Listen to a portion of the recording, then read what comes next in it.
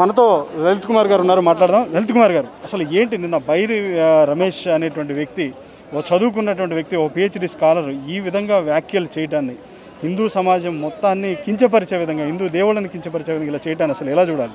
వెనక పెద్దవాళ్ళు ఒక మాట చెప్పారండి, చదివేస్తే ఉన్నమతి పోతుంది అని చెప్పేసి.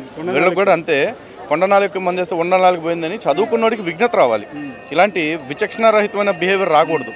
ఈ మధ్య అంతా ఫ్యాషన్ ఏమైపోయిందంటే, ఒకడు అభ్యుదయవాదిని అనిపించుకోవాలి అంటే, లేదు నేను సెక్యులర్ అనిపించుకోవాలి అంటే, లేదు నేను నవీన భావాలు కలిగిన వాడిని అనిపించుకోవాలంటే, అన్నిటికీ మించి నాకు చీప్గా పబ్లిసిటీ వచ్చేయాలంటే హిందూ దేవుళ్ళను అవమానించడం, హిందూ దేవీ దేవతల గురించి మాట్లాడటం, భారతీయతను అవమానించడం, ఇదే పెద్ద ఫ్యాషన్ అని చెప్పేసి అనుకుంటున్నారు. అలాంటి చిల్లర పబ్లిసిటీ కోసం వెతుక్కునే చిల్లర బాపత్లో ఈ బైరి నరేష్ అనే వాడు కూడా ఒకడు. కాబట్టి ఇప్పుడు మేము చట్టాన్ని డిమాండ్ చేసేది ఒకటేనండి. ఈ రాజ్యాంగం ఏదైతే ఉందో, భారతదేశపు రాజ్యాంగం ప్రతి ఒక్కడికి ఒక స్వేచ్ఛనిచ్చింది. ఎవరికి నచ్చిన మతాన్ని వాడు అవలంబించవచ్చు. అలాగే ఈ నరేష్ అనేవాడు ఎవడైతే ఉన్నారో వాడికి నచ్చిన మతాన్ని స్వీకరించవచ్చు. నాస్తికత్వాన్ని వాడు ఒక మతం అనుకుంటే ఆ నాస్తికత్వాన్ని కూడా వాడు పాటించవచ్చు. కానీ ఆ నాస్తికత్వాన్ని నేను పాటిస్తున్నాను కాబట్టి, నేను దేవుడిని నమ్మను కాబట్టి, నేను అవతలవాడి నమ్మకాన్ని, అవతలవాడి దైవాన్ని నేను అవమానిస్తాను అంటే, ఇక్కడ చేతులకి మేకులు కట్టుకుని చేతులు ముడుచుకుని కూర్చోటానికి హిందువులు ఎవరూ సిద్ధంగా లేరు. మేము చట్టపరంగా ఉన్న ప్రతి అవకాశాన్ని పరిశీలిస్తాము. చట్టపరంగా వాడి మీద ఏమేమి చర్యలు తీసుకోవాలో అన్నిటికీ ప్రయత్నం చేస్తాం. కానీ ఒకవేళ అప్పటికి కూడా మాకు న్యాయం జరగదు అనుకుంటే కనుక మేము ఏం చేయడానికైనా మేము సిద్ధంగా ఉన్నాం. ఎందుకంటే ఈ దేశంలో మేము బ్రతుకుతుంది మాకు రాజ్యాంగం రక్షణ కల్పిస్తుంది అన్న నమ్మకంతో. అటువంటి రాజ్యాంగము, చట్టము మా మనోభావాల తప్ప అందరి మనోభావాలని రక్షిస్తాను అంటే మాయి కాదు. మనోభావాలకు విలువ లేదా? అంబేద్కర్ని అడ్డం పెట్టుకొని ఈ విధంగా నాస్తికత్వంతో ఈ విధంగా వ్యాఖ్యలు చేయటం, ఇష్టం వచ్చినట్టు వెకిలి చేష్టలు చేస్తూ కూడా ఈ విధంగా కించపరిచే ప్రయత్నం చేయడం అనేది సమంజసం అంటారు అసలు? ఒకటే చెప్తున్నానండి, అంబేద్కర్ గారు కావచ్చు, లేకపోతే ఇంకెవరని చెప్పినా పెద్దవాళ్ళు అందరూ ఒకటే చెప్పారు, భారతదేశం మొత్తం కలిసిమెలిసి ఒక త్రాటి మీద ఉండాలి, భిన్నత్వంలో ఏకత్వం. ఎవరిది ఏ విశ్వాసమైనా సరే వీధుల్లోకి వచ్చినప్పుడు మనం కలిసి ఉండాలి అన్నారు. అలా కాకుండా నాకు హక్కు ఇచ్చాడు కాబట్టి నేను మాట్లాడతాను, అచ్చోసిన ఆంబోతులాగా నేను ఏ మతాన్ని నేను అవమానిస్తాను అనుకుంటే కనుక దాన్ని అయితే హిందూ సమాజం ఖచ్చితంగా సహించే ప్రసక్తే లేదు. అండ్ మోరోవర్ ఇంకోటి చెప్తున్నా, ఈరోజు బైరి నరేష్ కాదు, ఇదే మాటలు ఒకవేళ అంబేద్కర్ గారిని లేకపోతే ఇంకెవరన్నా గాంధీ నెహ్రూ లాంటి వాళ్ళు మాట్లాడినా సరే ఇంతే తప్పు అని మేము ఖండిస్తాము. ఎందుకంటే రాజ్యాంగం అనేది అంబేద్కర్ గారు రాశారు కాబట్టి అంబేద్కర్ గారికి సపరేట్గా ఉండదు. అంబేద్కర్ గారికి అదే రాజ్యాంగము, గాంధీకి అదే రాజ్యాంగం, లలిత్ కుమార్కి అదే రాజ్యాంగం, బైరి నరేష్ కైనా అదే రాజ్యాంగం. అసలు నిజంగా హిందూస్థాన్లో హిందువులకి నిజంగా రక్షణ ఉందంటారా? మీకు అనిపిస్తుంది అట్లా? ఖచ్చితంగా లేదు అనేది మొన్నటి నుంచి ప్రూవ్ అవుతుందండి. ఎందుకంటే ఒక డిబేట్లో ఒక అమ్మాయి ఎవరి గురించో మాట్లాడిందో తెలియకుండా ఏదో ఒక ప్రశ్న వేసినందుకు ఆమెను తలకాయ నరికేస్తామని, చంపేస్తామని బెదిరించడం కాకుండా ఆమెకి సపోర్ట్ చేసిన వాళ్ళందరినీ కూడా సర్తన్సే జుదా అంటూ బెదిరించారు. అలాగే ఈ మొత్తం ప్రపంచంలో ఉన్న 60 ఇస్లామిక్ దేశాలకు సంబంధించిన ప్రభుత్వాలన్నీ కూడా మన ప్రభుత్వానికి లేఖ రాసి మా మనోభావాలను కించపరుస్తుంది, మీరు ఏం చేస్తున్నారని క్వశ్చన్ చేశారు. మరి అదే డిబేట్లో రెహమానీ అనేవాడు నా దగ్గర కూడా ఒక శివలింగం ఉంది, మీరు దాన్ని కూడా పూజ చేస్తారా అని చెప్పేసి తన మర్మాంగం గురించి చూపిస్తూ అడ్డగోలుగా మాట్లాడాడు. మరి వాడిని శిక్షించాలి, వాడు కూడా హిందూ మెజారిటీ దేశంలో ఉంటూ హిందువులను అవమానించడం తప్పు అని చెప్పేసి ఏ ఇస్లామిక్ కంట్రీ పెద్ద అయినా సరే, లేదు భారతదేశంలో ఉంటున్న ఏ లౌకికవాదైనా సరే ఖండించడా? అంటే హిందువుల్ని ఎవడు ఏమన్నా సరే ఎవడేం పీకుతాడు అనే భావనలో వాళ్ళు ఉన్నారు. ఇటువంటి అలసత్వాన్ని మేము ఖచ్చితంగా ఖండిస్తున్నామండి. హిందూ సమాజం మనోభావాల్ని పరిరక్షించాల్సిన బాధ్యత ప్రతి భారతీయుడి మీద, ప్రతి వ్యవస్థ మీద ఉంది. ఈ దేశంలో ముస్లింలకి, క్రైస్తవులకి మాత్రమే కాదు, హిందువులకు కూడా మనోభావాలు ఉన్నాయి, హిందువులకు కూడా విధానాలు ఉన్నాయి. ఈ దేశం భారతదేశము, ఇదే భారతదేశాన్ని హిందుస్థాన్ అంటారు. అలాగే ఇంగ్లీష్లో కూడా చూసుకుంటే ఇండియా అంటారు. ఇండియా అంటే ఏంటంటే సింధు నది పరివాహక ప్రాంతంలో ఉండే ప్రాంతం కాబట్టి, ఇండస్ వ్యాలీ సివిలైజేషన్ కాబట్టి.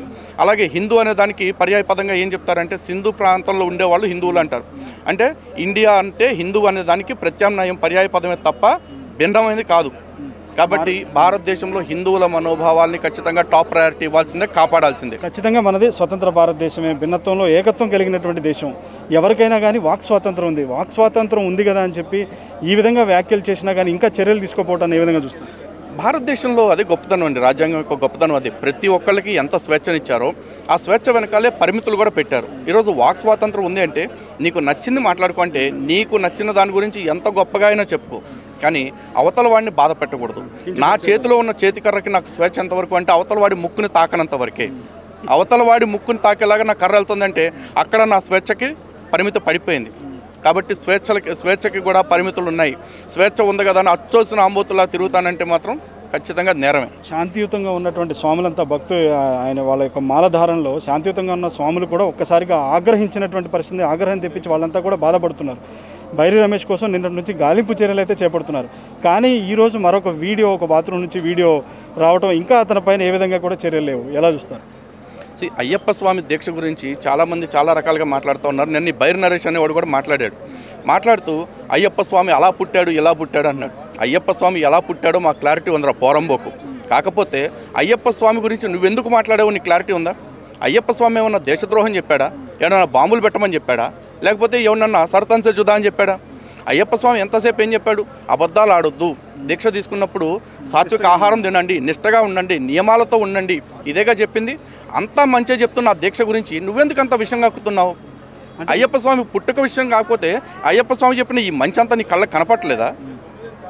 ఇప్పుడు జరుగుతున్నటువంటి పరిస్థితి అంతా చూస్తే నిజంగా బైరి నరేష్ చేసినటువంటి వ్యాఖ్యలు, దీని వెనక నుంచి ఎవరైనా హస్తం ఉండి ఉంటుందనే అనుమానం ఏమైనా మీకు కలుగుతుందా? ఖచ్చితంగా మాకు ఒకటేనండి, భారత నాస్తిక సమాజం అనే పేరుతో వీళ్ళు చేస్తున్న వేషాలన్నీ కూడా కేవలం భారతదేశంలో ఉన్న హిందువుల మీద ప్రయోగించడానికే, హిందువులని ఏదో విధంగా వాళ్ళ దేవీ దేవతల మీద నమ్మకాన్ని పోగొట్టేసి వీళ్ళని ఇస్లాం మతంలోకి, క్రైస్తవ మతంలోకి మత మార్పిడి చేసే వాళ్ళు ఎవరైతే ఉన్నారో వాళ్ళకి అవకాశం కల్పించడం కోసం వీళ్ళు చేస్తున్న ప్రయత్నాలే తప్ప మరొకటేమీ కాదు. ఇది కేవలం హిందూ ధర్మం మీద జరుగుతున్న కుట్ర.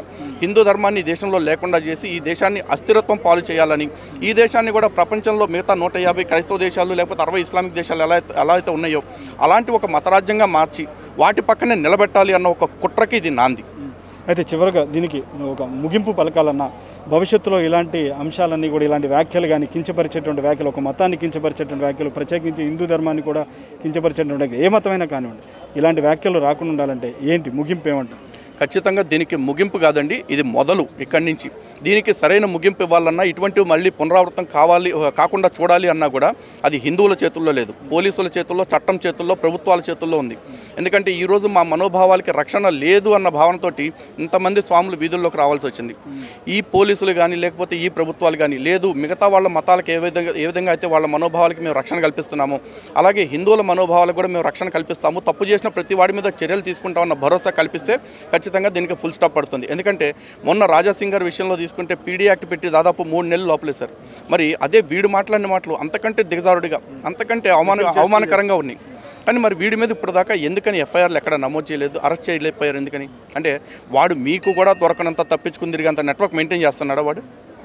పోలీసులు తలుచుకుంటే పట్టుకోవటం పెద్ద పని కాదండి, పట్టుకోవాలనే డిమాండ్ చేస్తూ ఉన్నాం. పట్టుకోకపోతే మాత్రం ఈ విషయాన్ని ఇక్కడితో అయితే విడిచిపెడతానికి మేము సిద్ధంగా లేవు. మా కార్యాచరణ చాలా దీర్ఘకాలికంగా ఉంటుంది. అండ్ మోరోవర్ ఈ కార్యాచరణ తర్వాత ఎలా ఉంటుంది అంటే హిందూ గురించి వాటిని మాట్లాడాలి అంటే భయపెట్టేలాగా ఉంటుంది. Thank you.